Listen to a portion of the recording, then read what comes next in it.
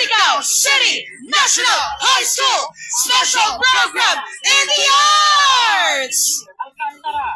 I'm just trying to show that Mr. Check. Alcantara Check. Check. Low mic check. Estrada have met a couple of times already. And they appear, what do they appear? Hello. They appear close. And they appear super close, Your Honor. Nagpakita rin sila ng mga larawan ng halimbawa ng limpak-limpak na pera mula sa mga proyekto na karaniwan umunong ibinibigay sa mga proponent o personalidad na dawit sa katiwalian. Kalibay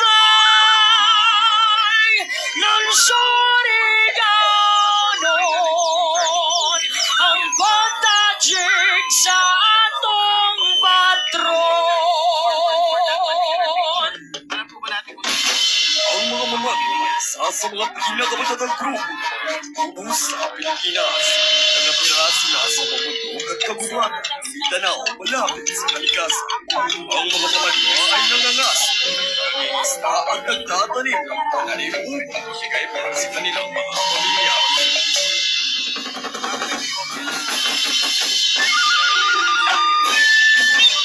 Ginagalang nila ang lupa at inaalagaan ng kalikasan ng mabuhay. Ang mamalwa ay masipag at magtsatsagang tao at pinapalagaan ang kanilang pamilya at komunidad. Pinapahagi nila ang kanilang medikasyon sa pagmamalaki ang kanilang mayamang kultura.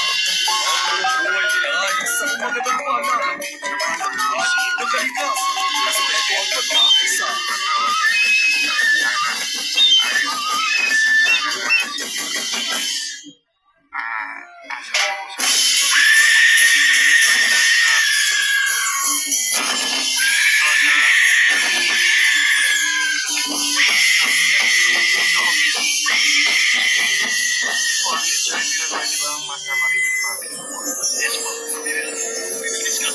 Kami lumay, di sagot na mga tumbay. Katungod siya na kailangan. Sayon-sayon nun, biyay-biyayot tungod sa among lain na tinuwan. Kami lumay, kami tungkol po sa sinasabi niya na ako po ang kausap ng mga magpalantay sa kanilang. Anak sa kaitasan! deliver sa mga politiko. Sir Banjuri, 2023 ko lang ang project sa platform ng Sir Banjuri ever since. At sino po makakaalam? Sino po ang nakalagay dyan? We are not part of the breakup. Wala po kami dyan as my innocent.